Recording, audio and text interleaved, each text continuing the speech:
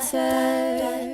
If you've just joined us, we're discussing one of my favorite subjects, gut health. While leaky gut and bad gut flora may manifest as digestive trouble, in many people they do not.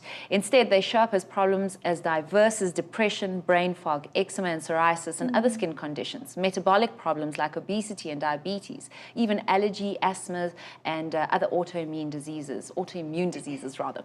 So to address this or to adequately deal with these conditions, you must rebuild healthy gut flora and restore the integrity of your intestinal barrier. So our guests are going to tell us exactly how to do that. Before we get on to how we can restore it, how are people ending up with poor gut health? A lot of my clients come to me highly anxious, very stressed, and unfortunately that's the society that we live in today. But the problem is that they're eating their meals at their desk at work. So their body is functioning in fight or flight, which is the opposite to the rest and digest function of the digestive system. So the blood supply isn't coming to the organs.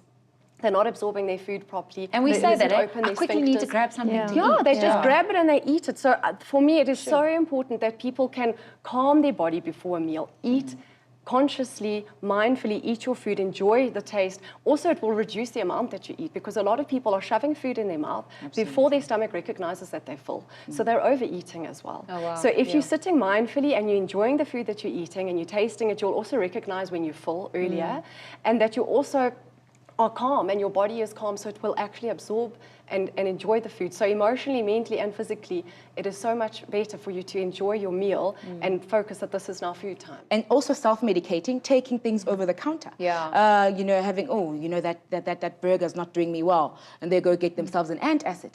So a lot of things that the problems that they bring to me, you know, these things that are self-inflicted or iatrogenic, where they get actually prescription drugs from other doctors and they don't explain to them what effect they have on their gut. Yeah. The gut, like you said, your antibiotics, Yeah. your antacids, you know, your antidepressants. Yeah. There's quite a number of drugs that people should be aware of that actually do have negative side effects. Well, the thing about the on their antidepressants, gut. and I read it in Gut and Psychology Syndrome, is that if your gut is in a poor state, you're taking something that can't be absorbed properly anyway, and then you think, oh, well, my antidepressant is not working, and then you get a higher dosage or a stronger dosage, and that's across the board for other drugs as and well. most people will come saying, you know what, doc, I'm still having those depressive symptoms after a time that they've been on the drug. Yes. And like you say, you just titrate it up, but you never actually think, wait, is it a problem of actually malabsorption? Yes. Is it in the gut? She spoke about the villi. Could it be something to do with the villi maybe? Yeah. And, you know, but we just generally titrate the dosage,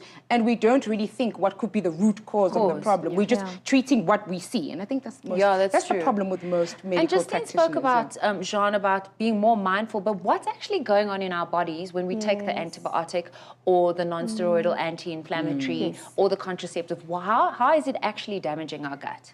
Well, most of the medication have a different effect in the gut. Some of them influence your stomach acid, which is a problem because that's where most of the protein digestion occurs. Yeah. And stomach acid is also very important for vitamin B12 digestion and absorption. A huge problem that people are struggling with nowadays is IBS.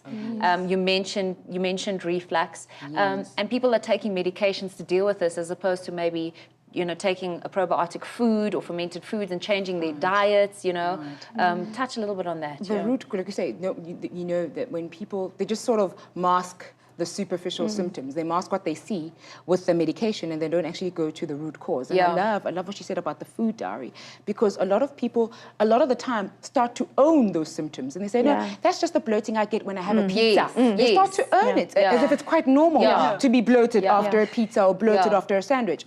So it's good to actually, because it's the triggers that affect, that bring about your irritable bowel syndrome or your, gastric, your gastric reflux. What triggers? Whatever is not benefiting you must be removed. You remove it, first and foremost. It's the removal of what it is that actually triggers these symptoms. So in irritable bowel syndrome, what actually triggers it? When you notice, when do you notice, after what foods that you've eaten, When do you notice that you are now constipated? When do you notice that now you're just running? Yeah. You know, it's one of, it's, you know, it's, so you need to keep track of what it is that you took, what it is that you ate. And then we work on that. So we remove what we call the inflammatory foods, because they're inflammatory foods, foods that are pro-inflammation, especially in the lining of your gut. It's specific, it's person-dependent. In fact, we're going to go into that. We're going to go for a quick break because we're going to go into the foods that you should eliminate and also the foods that you should include as well. And also some of the vicious cycles, like with reflux, you have low stomach acid, then you choose poor food, you make poor food choices, and then you take the antacid, which doesn't help at the end of the day with stomach acid production. So there's a vicious cycle that happens, and we're going to touch on all of that. Do stay with us. Go grab a quick cup of coffee or tea or something to drink, and then when we come back, we'll be telling you what you should be including in your diet. I'm feeling better.